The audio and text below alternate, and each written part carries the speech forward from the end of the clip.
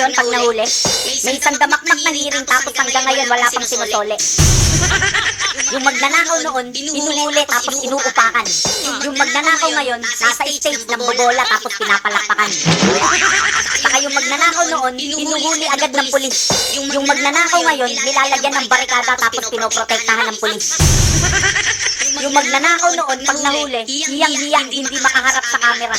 Yung magnanakaw ngayon, kayang-kayang humarap kahit ilang pang camera. Partida para ngingiti ang kapa. Yung magnanakaw noon, tatakbo pagkatapos ng agaw. Yung magnanakaw ngayon, tatakbo muna bago magnakaw. Saka yung magnanakaw noon, pastor na ngayon. Tapos yung pastor noon, congressman na ngayon. Abante, lubos na ikinalulungkot ang pagpanaw ni Ako. Bakit ka malulungkot? Pwede ka naman sumunod eh. Di ba kaibigan mo siya? Kung totoong kaibigan mo siya, susundan mo siya eh. O kaya magpasundo ka. Total, isang mata na lang naman eh. Pikit mo na. Abante, sinabing maglalaro na lamang daw sila ni Akop sa langit ng golf. Bakit sa langit? Gano'n ka ka-sure na nandoon si Akop sa langit? Mag-golf sa langit. Tigilan niyo ako. Matagal na kayong may condo unit sa impyerno. Saka kung may bala kayong mag-golf, pwede ba now na? Sa kasama mo din sila. Mas marami, mas masaya.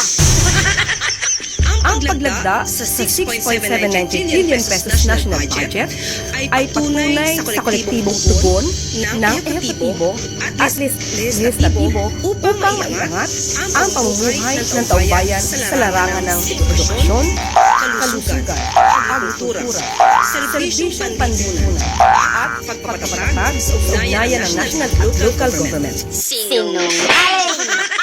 Sinungaling ka talaga, nuknukan.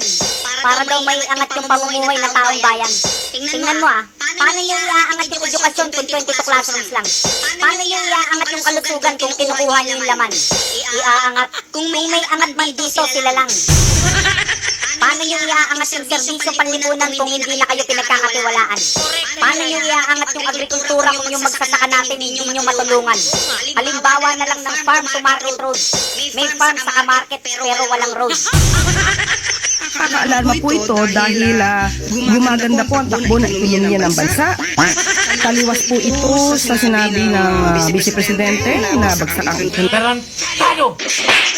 Bagsak ang ekonomiya ng Pilipinas ngayong taon ayon sa pinakabagong ulat ng World Bank. Ito'y panawagan nito sa gobyerno bilisan na ang reforma at ayusin ang mga sistema para makabangon agad ang bansa sa epekto ng flood control scandal. Sinungaling. Pwede ba tama na lokohan? Booking na kayo, nagsisinungaling ka pa dyan. Tapos yung mga kagaguhan nyo, baka isipin nyo na naman sa mga Duterte yan. World Bank na yung nagsabi, baka magpalusot ka na naman. Huwag mo sabihin sinungaling yung World Bank. Yung tumbong ng amo mo, hinimod mo na naman. Gumaganda yung ekonomiya. Ikaw lang nakakaramdam yan. Meron kang nararamdaman na hindi namin nararamdaman.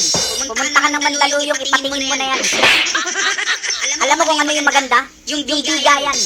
Kaya yung tama ng amo mo, mas malakas pa sa lambanog ng Batanggenyong taga-Balayan. Morning, boys and girls. Ang lakas, oh. Oh my God. Ang lakas. Ang lakas. Nakakaasa po ang taumbayan na sa ilalim ng liderato ni Pangulong Marcos Jr.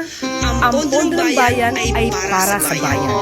Magagamit ito ng tama at mailalaan para sa kapakanan ng bawat Pilipino. Sinungaling. Halos lahat ng mga Pilipino naniniwala na talamak ang korupsyon sa gobyerno. Sa latest survey ng Pulse Asia, 97% ang nagsabing malawakan ang korupsyon sa gobyerno, 2%. Ang hindi masabi kung totoo ito habang 0.4% lamang ang hindi naniniwala na lumawak pa ito. Nang tanungin naman ang mga na-survey kung sa tingin nila ay mas dumami o kumonte ang mga korap, 85% ang naniniwala na mas dumami pa ito, habang 3% ang naniniwala na nabawasan ito. Nasa 12% naman ang nagsabi na wala namang nagbago. Sa tanong kung posible bang nagkaroon ng sabwatan sa mga opisyal ng gobyerno at contractor, 90% ang sumang-ayon habang 4% lang ang tumutol. Okay, tamo? World Bank nagsabi, bagsak ang ekonomiya. Buong Pilipino naniniwalang talamak ang korupsyon sa bansa. 0.4% na lang yung mga loyalistang tanga. Mahina pick up, bobo, di naliligo, mas malaki pa yung utak ng palaka. Yung mga tanga na to, harap-harapan ng ninanakawan, ayaw pa rin maniwala. Kaya kahapon may nakasalubong na naman akong BBM supporter. Pinagsisipa ako sa kanto, dinidibang ko, tapos